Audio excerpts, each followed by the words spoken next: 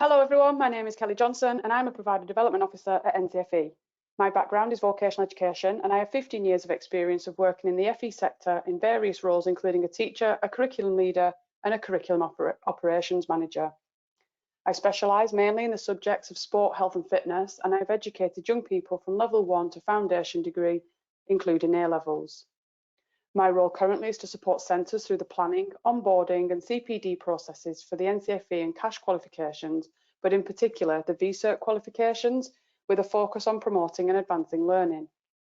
You're very welcome to this webinar, and in today's session we will examine blended learning in practice.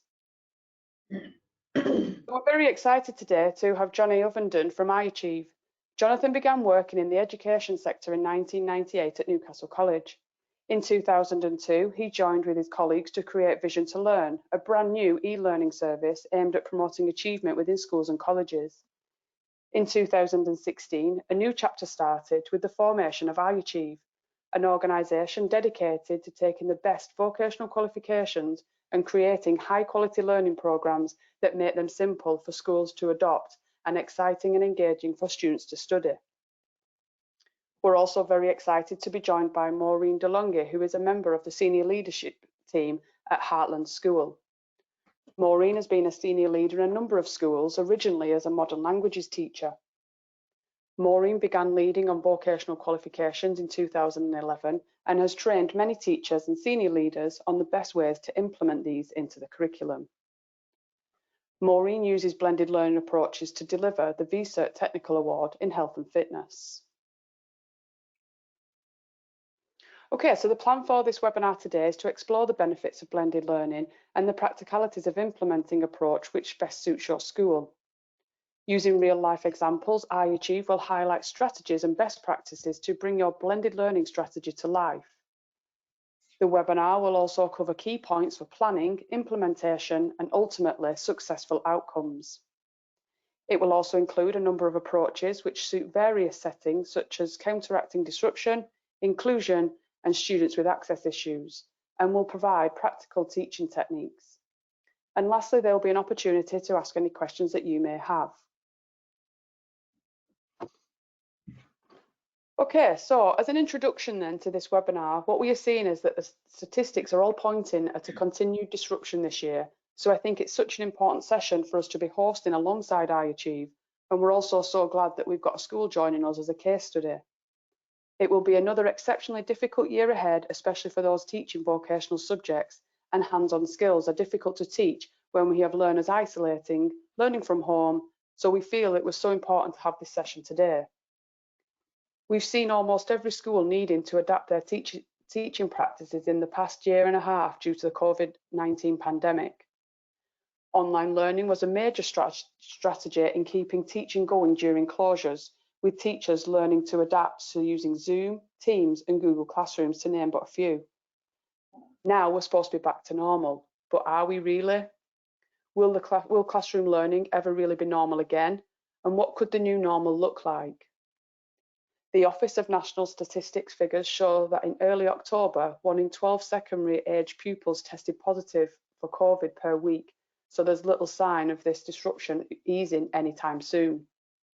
Essentially, blended learning is here to stay, and we need to find a way to integrate this into our everyday teaching. The Office of National Statistics Teacher App Survey results showed that arts and PE subjects were amongst those which were the most difficult to deliver remotely, consistently being the culprit for the least learning material covered by schools for remote learners. I'd now like to take this opportunity to hand over to Johnny Ovenden from iAchieve, who will introduce himself and provide an overview of iAchieve. Good afternoon, and thank you very much indeed, Kelly. iAchieve is an organisation we started in 2016, following on from the Wolf Review, where a lot of schools stopped running vocational qualifications. They either found that they were quite unwieldy and complex, or it was also a bit like a shadow had been cast over them by the fallout from the Wolf Review. And we wanted to ease that process of getting back into them, not only by creating resources for students that would show how relevant and exciting and engaging the programs were, but also by creating resources for teachers that would really help them through the process of delivering vocational qualifications, understanding the timelines, the deadlines, the different quality assurance aspects to the programs. So over the last few years, we worked with 800 schools, and that really does give us the opportunity to understand a little bit about how schools are running online and blended learning, what they're doing with it, what experiences they're having, what's working and what perhaps isn't. And we've worked a lot in our time with Maureen, who Kelly has already introduced, and she has done a lot of working with schools, training them and supporting them to get better and better results. So I'd like now to hand over to Maureen, who's going to tell you more. Thank you very much. So in this presentation, I really wanted to show you what we mean by blended learning. As Kelly said, we sort of had to become experts in this over the last year or so, but some of us don't quite feel that confident yet. So how can we use it practically to really enhance our teaching and learning?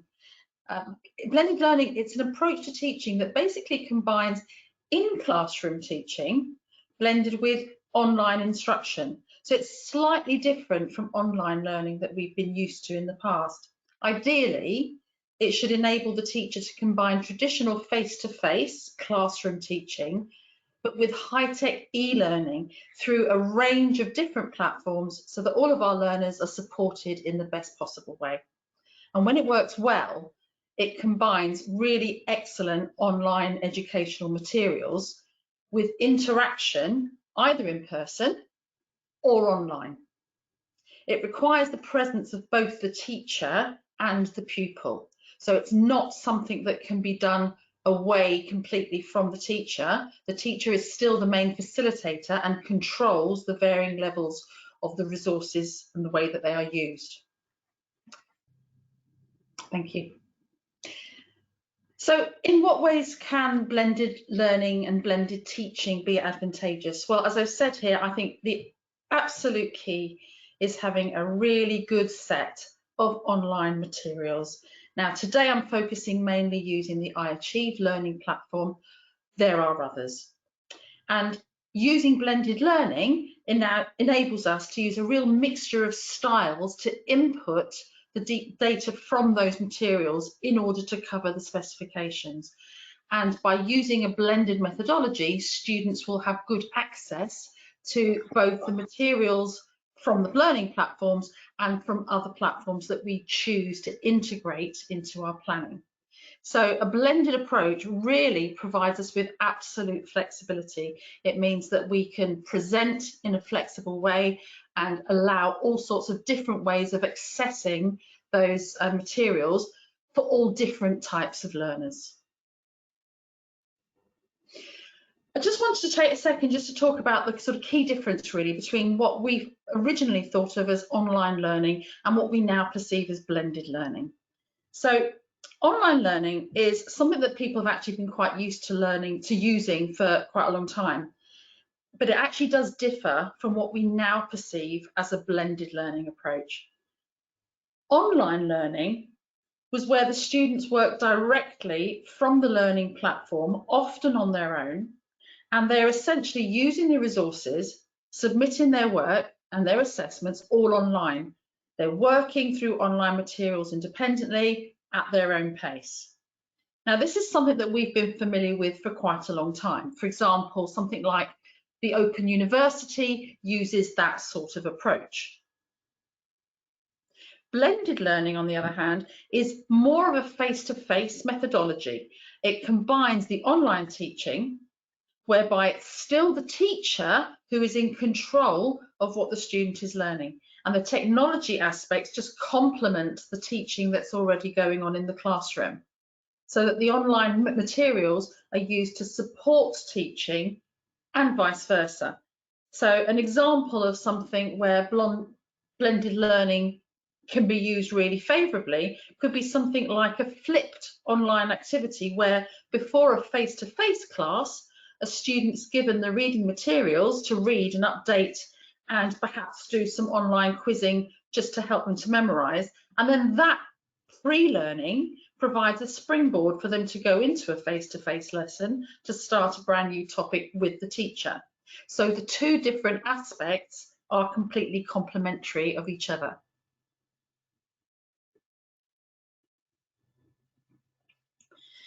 So we can see how blended learning can be advantageous. It's something that through lockdown we sort of had foisted upon us. And actually I think now lots of teachers and lots of schools have found that it actually has so many ways of supporting and helping our learners. As I've said, having that excellent online set of materials to start from is the absolute key. I use iAchieve as my main focus, so that's the focus of my planning to ensure full coverage of the specifications. And because it uses colourful, engaging resources, the students will appreciate what they can see on the screen. But I can then use a real mixture of methodologies to deliver and input that material to the students so that they can learn by having good access to those materials themselves.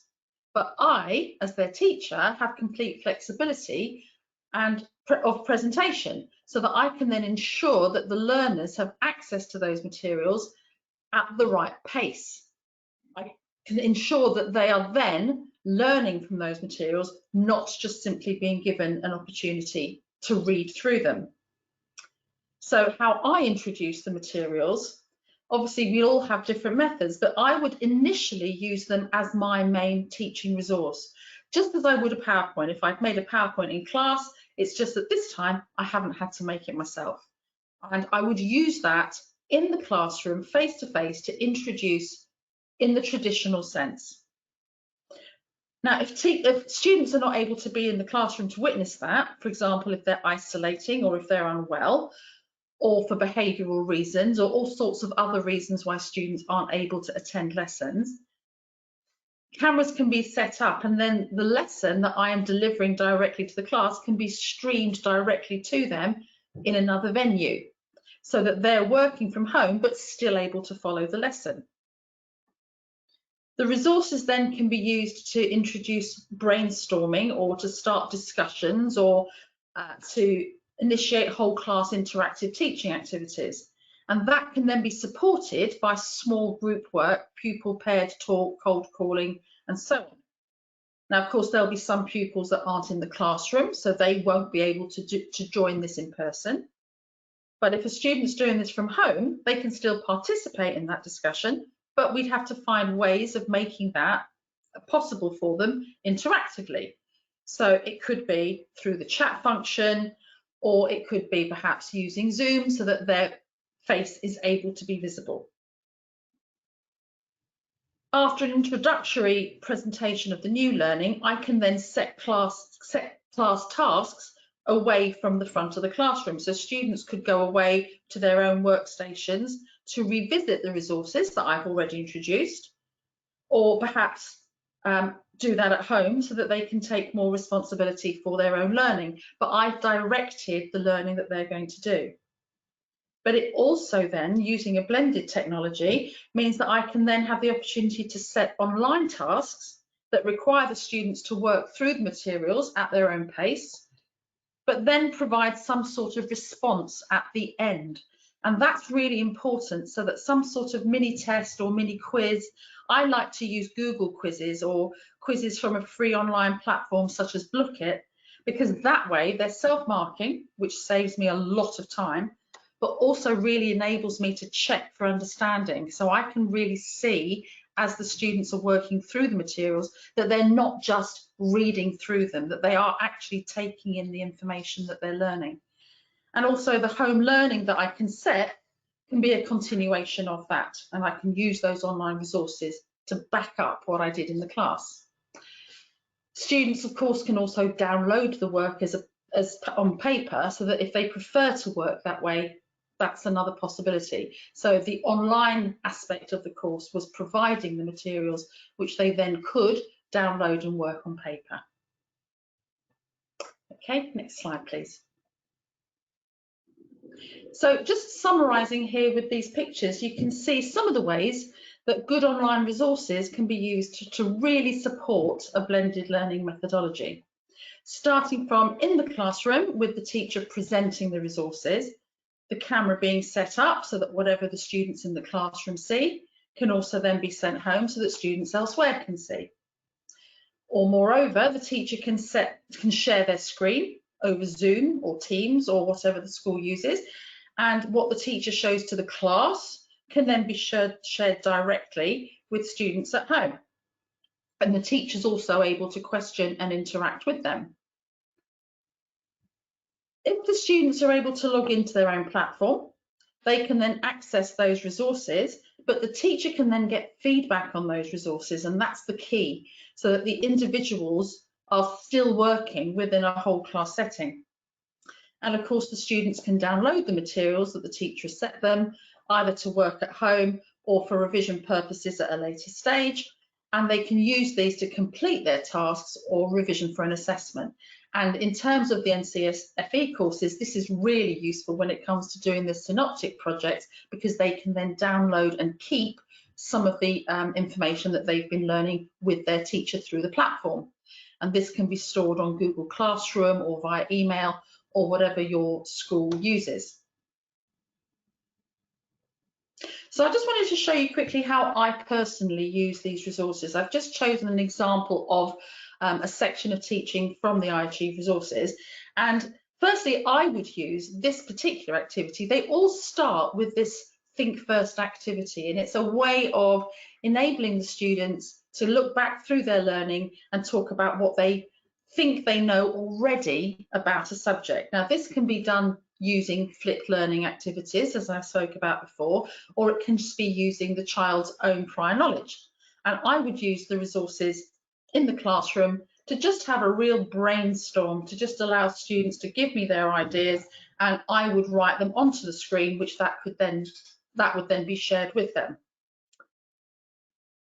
I would use this as a prompt for a discussion to engage the students' interest and to find out what they already know. But of course, if the students aren't in the classroom, I might use an online brainstorming resource to get them to think about their prior knowledge, and then they can share that with me at a later stage. There are so many really good free ones that you can choose from. I use Miro, but there are so many others that are quite visual, and some of them are really useful for students with SEND as well, because there's very little writing involved. And they can actually store their knowledge, share that with me online. On the next slide, I would then go into the teaching part of this section of the learning. So I would then start to teach the students. Here it's about the cardiovascular system, and I would use all of the functionality of the platform to go through the different sections and to teach those separately, giving them opportunities to really look at the key details. But in order to check for understanding, I could go through all of these and the students could be sitting in front of me watching me do that, but I need to know that they've really embedded that learning and that they've taken that information in. So to check for understanding, at this stage, I might include an online quiz, for example, something like Blookit or Memrise. These are all free online quiz resources, and students can do these from absolutely anywhere because they can be linked through our home learning package like Google Classroom or Show My Homework. And so I can set students an online quiz, which really makes me aware if they've been paying attention or not, and perhaps more importantly, makes them really aware that I know if they've been paying attention or not. By using the functionality of the system, so there's lots of click boxes that I can go to, so I can get expanded diagrams such as this one. So I can show them the diagrams, etc., and I can go through in lots and lots of details. And I can really teach all the content that I know that they need to know in order to pass the exams. Now, obviously, this was something that the students were having to do at home. And if they were doing it at home, they could theoretically just read through all of this. It could take them 5 or 10 minutes, but actually they wouldn't have necessarily learnt anything from it. So the blended methodology comes in very important here in order to not just give them the information, but for them to actually learn the information, to show that we are actually teaching that and giving students the opportunity to show their learning. Now, one of the ways that the iAchieve resources do this is by including these drag and drop quiz activities. And so the students are able to use these. There's no marking involved, because if the wrong answer is chosen, it won't go in. And then once the students have completed an activity, they can save that and keep that for revision purposes later. But again, what do we do with students who are perhaps not in the classroom and we want to give them something a little bit extra? So we can use the handouts that are in the extra resources section. I use those to create Google quizzes or gap fill exercises. And so what that will end up with is something they can download and keep as a Word document, but by having done the Google quiz, they've had to really engage with the information in it. And all of those activities can then be saved in their own Google Drive, and they can use those for revision later. So they can come back to their iAchieve resource, but they can also add to that their Google Drive resources that they have added to.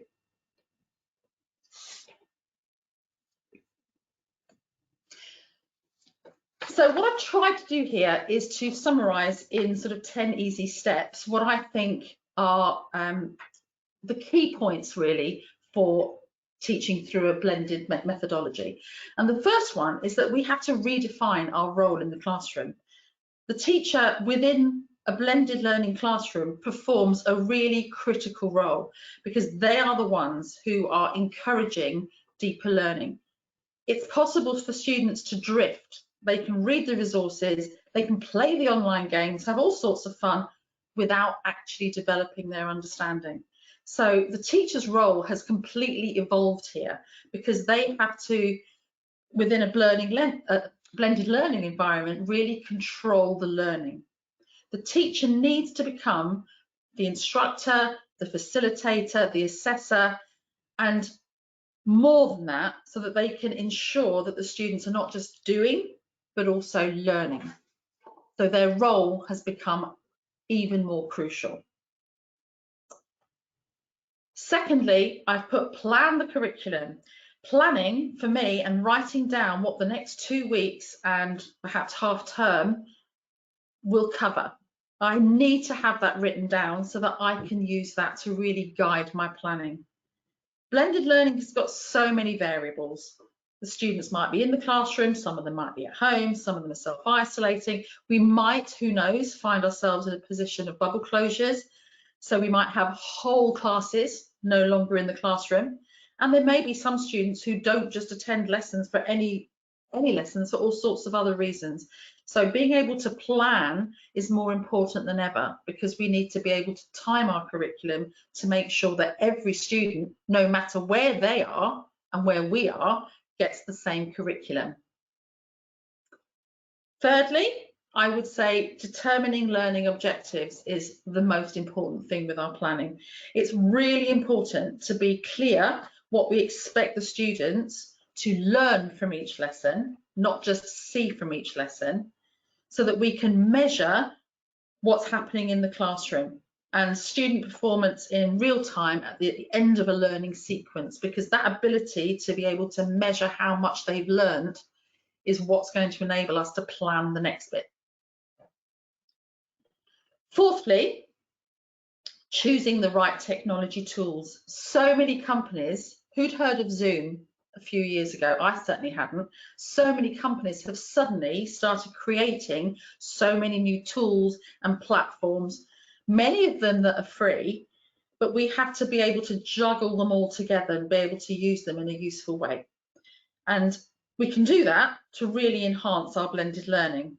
So once we've set our goals through our planning and we've decided on our learning objectives, we then need to choose which tools and platforms are going to best assist us and assist students to achieve those goals.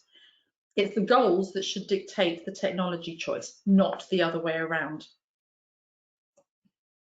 The fifth one I've put, arrange the classroom as a blended learning environment. No longer can we just stand at the front. It's now become much more of a case that the teacher is everywhere in the classroom, and we need to think about that when we're setting up the way our classroom looks. We may need to move desks and chairs around, because if we're setting up cameras, we need to be able to make sure that the cameras and mics are in the best possible place to pick up the teaching. If the students are in the classroom but are working partly with me at the front and then partly at their own workstations, do I want the workstations to be at the front, or should I maybe rearrange the tables so that they have a working area away from the distractions of the screens? All of these different things will obviously depend on our students, because we know those students best. The sixth thing I've put on here sounds a bit obvious, but I've put that we need to really know our traditional and online content. We really need to know the content inside out, not just the curriculum content, but also the timings of any of the assessment dates, for example, or any of the registration timings, because if we miss those, everything else that we've put into it has all been wasted. And the schedules for synoptic projects, for example, need to be tied in with our blended learning. Seventh is to develop a classroom culture that embraces blended learning. Now, what I mean by that is because teaching is now entering student homes quite often, and we are often relying on students having to be incredibly independent. So it's really important to create a culture of trust and respect, but also of real collaboration, where they feel much more able to ask for help or to work with other students, and that students can support each other. Quite often, actually, I find that the students can be really called upon to help out the teacher by supporting their classmates, quite often in a way that I'm not even able to do. Sometimes a computer will crash, something will go wrong, the students will know how to deal with it far more quickly than I will. And so having created that culture where that's enabled has made that much easier. The eighth thing I've put on is to provide clear instructions and routines for when we're playing games and quizzes. Obviously, we're using lots of different types of games, lots of different types of quizzes, so there will be an initial instruction at the beginning of the first time we use these to make sure they know how to log on and to use them. It's really irritating when students are trying to log on and then somebody has stopped the whole class because they can't remember their login. So having real routines and expectations for where their login details are written down, or where they can find them to log in quickly. They need to know how to log in and out quickly, but also things like turning off their computers at the end of a lesson, or replacing their tablets into the computer trolley ready for the next class to be able to use. And all of those things take time, so we do have to set a really clear routine for doing that. I would say the next important thing is just constantly reviewing. We've said that planning at the beginning is really, really important. Blended learning leads to real impact only when it's measured. So by regularly reviewing what's going on in the classroom, we can see whether or not a student or a class are making progress towards our goals. Since we've already decided on those goals, it actually becomes a lot easier to be able to go back and measure them. And the other joy with a lot of these blended methodology online tools is that quite a few of them are self-marking.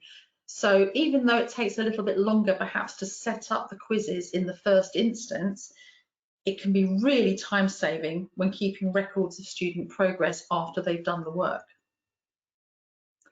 And then the final one, but no less important, is remember the parents, because a blended learning classroom really requires communication with absolutely everyone, students, teachers, but also the parents. Sometimes the parents just don't get it. They just see that their kids are working on a game and they don't really understand. But getting the idea across that this technology is actually helping their students to learn is a really good way of getting them to help us to make sure their students are working diligently. We need them to be working without our supervision quite a lot. So it's really useful to get the interest and the buy-in, and often the participation from the parents at home as well as in the classroom. And they can actually be a really useful resource. So next stage, planning. I've already mentioned how we need to really plan ahead and really make sure that our lessons and our curriculum is planned really strongly. And we need to really start by having those must-haves, things that we cannot control, things that we cannot change, and making sure that the dates of anything that we know that we can't change are written into our planning so that we fit everything in and make sure that we get our lesson planning done at the right time. And then if there are any school closures, we know exactly what we're doing and we know exactly what we have to send home. So planning is just more important than ever if you're using this blended methodology. Slide. So I've just outlined here the sort of steps really that I feel that we would need to take in order to plan our curriculum. And so I've started by putting on those must-haves. That's the first thing we can put onto our plan. Timetable allocations, for example, if you only have 2 lessons a week as opposed to 5, that's going to have a massive impact on your planning. And obviously the student's ability, if you've got weak students or students with SEN needs, you're not going to cover as much as if you've got really able students. So those are your sort of cannot change, those are our must-haves, those are our key important pieces of information that we have to take into consideration. And what I would then suggest we do is to create a curriculum map, mapping out the course content against the dates and against the assessment principles that are guiding those dates, so that we can then start to plan. And I always find the best way to do this is on paper rather than try to do it on some sort of spreadsheet. Literally just moving things around, squeezing time here, adding a bit more time there to make sure that we've managed to fit all of our content into the time we have available. Because the next step after that is the individual lesson planning. And it's really difficult to plan individual lessons if you don't have a really strong curriculum map in the first place to guide you. And so once we've then done that, we can then think about how can we make sure that our students are actually learning what it is that we're trying to teach them. This is what I mean by ensuring that we're embedding those metacognitive strategies. What extra tests, what little mini quizzes, what little games can we add to ensure that deep learning is taking place? And all of that, again, needs to be planned for.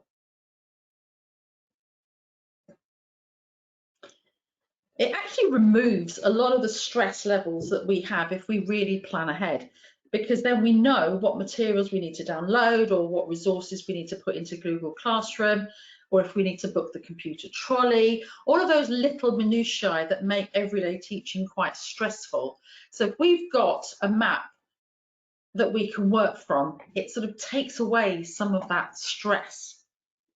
So what I've put on here is just a little snapshot of my curriculum map to show you how I've planned mine. So you can see that down the left-hand side, I've put the dates of the term. And then the bits that are there in red, well, those are days that I cannot do anything about. I can't change those. The students aren't in school, or we have a search day, which is like a drop-down day, or we have an inset day, so there's no students in school, or we have internal school assessments, so there are no lessons. Those I cannot change, so I know there's no teaching going to be going on then. Then the next column along is where I've split the times of the different lessons I'm teaching. I know roughly that I need between 1 and 5 lessons to teach each section. Sometimes if I've got lessons missing, I've had to take more lessons or add less content. Sometimes if there's nothing going on and I've got all my lessons intact, I can get through more. So I've literally gone through and I've spaced out the learning that I'm planning to give them on those dates. And then the other things that I've also added on there is when I want to have assessments. So I've marked in red the external assessment. Now, students doing the NCFE courses can have 2 attempts. And I always think it's really important that they do that first attempt, even if they haven't quite completed the course up until that point, it's a really good marker for them to see how well they're doing and to have a real chance at seeing how it will be on the day and have somebody externally marking that for them. So I've put that in, that's where we're marking, that's my sort of end goal for that part of the term. But I've also put in there some practice assessments that I'm going to be doing in the interim. So I'm building towards that first attempt at the external assessment. And I've also put a column in for homework so that I know exactly what I'm expecting them to learn or revise or to hand in.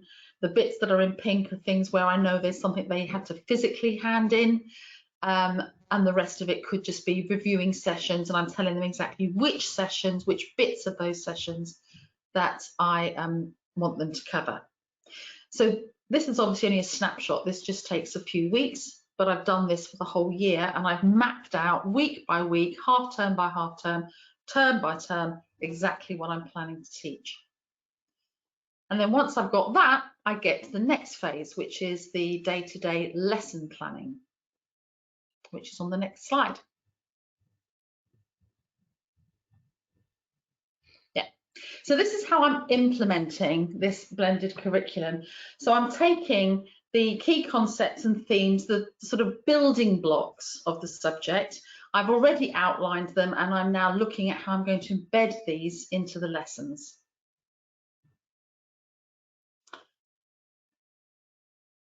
The planning is then centralised so that it can be led by the aims and the outcomes. If we've got more than one teacher teaching the same thing, collaborative planning is really useful, or because we've already outlined exactly what we want to have taught each week, different teachers can plan different parts of the lessons, so it takes away some of the burden on one teacher. It doesn't have to always be the same teacher that's doing it, and it makes sure that all the students, regardless of which teacher they have, will have access to that same knowledge.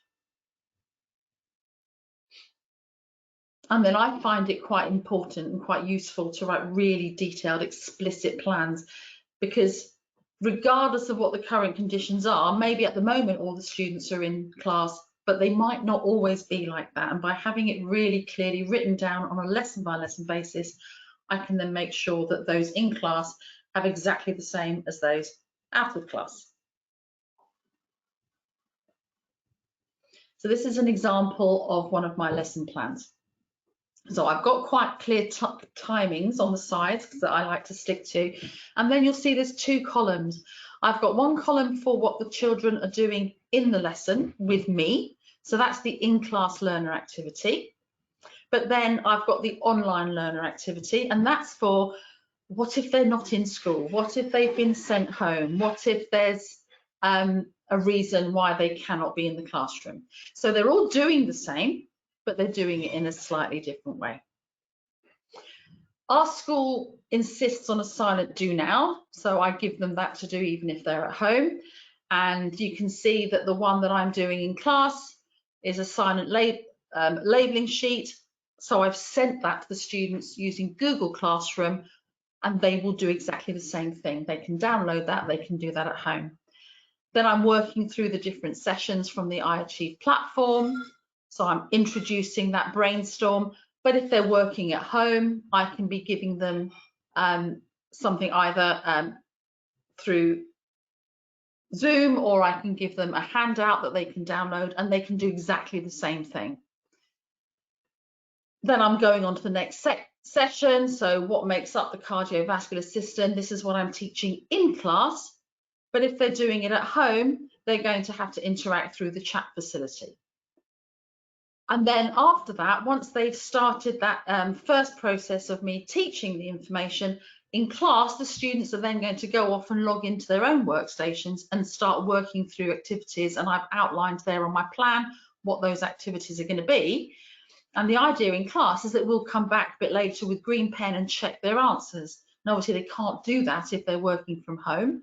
So I've turned some of those activities into a Google quiz, put that onto Google Classroom, and then the students can still do the same activities, but then they can then send them in to me, and I can give them comments at the end. And then finally in class, I would have a bit of question and answer just to check their knowledge and to make sure they've understood as a bit of a plenary. Can't really do that if they're not there. So I would set them something. Here I've used Memrise, which is a fabulous little resource that helps them to sort of, as you can imagine, memorise the knowledge and information that they've been learning in the class. And that acts as their plenary if they're not working with me in the classroom.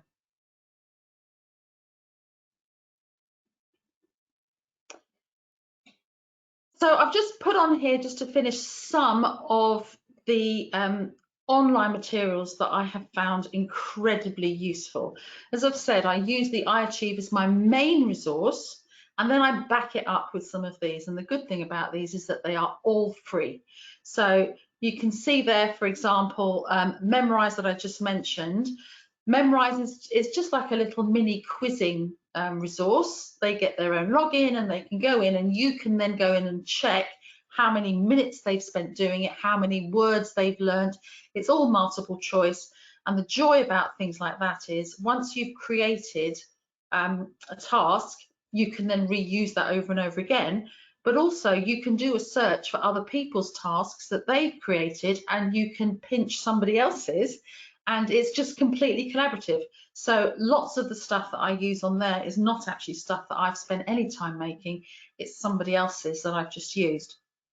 Blookit is brilliant for making little quizzes. It's got lots of little quizzes that the students can do, but you can also use that interactively as a whole class, so they can race each other in the lesson to get to the answer, and just literally making quizzes using the iAchieve materials so that we're testing the same knowledge but doing it in a slightly different and more fun way. That's my Google Classroom there. So each class has their own Google Classroom, and I will put activities and information onto that so that they can download that from home. Things like Google Quizzes, there's one there on the muscular system, and these take a little bit of time to set up, but once you've put them on there and you've put the answers in there, they become self-marking. Loom is a fabulous little resource that you can record yourself doing a presentation. So you can use the resources, you can share your screen, you can talk through the resources exactly like you would in class, but record the whole thing. So you're recording your screen with your voice, and that can then be sent out to students who have missed parts of lessons. And then the final one on there is Genially, which is another little online quiz resource. You can pay to have a much more expensive version, but the free version gives you lots of little games and quizzes that you can do. Really nice for children with SEN, because you can make the quizzes as simple as you like or as complicated as you like, and they really back up the learning that they've been doing in class.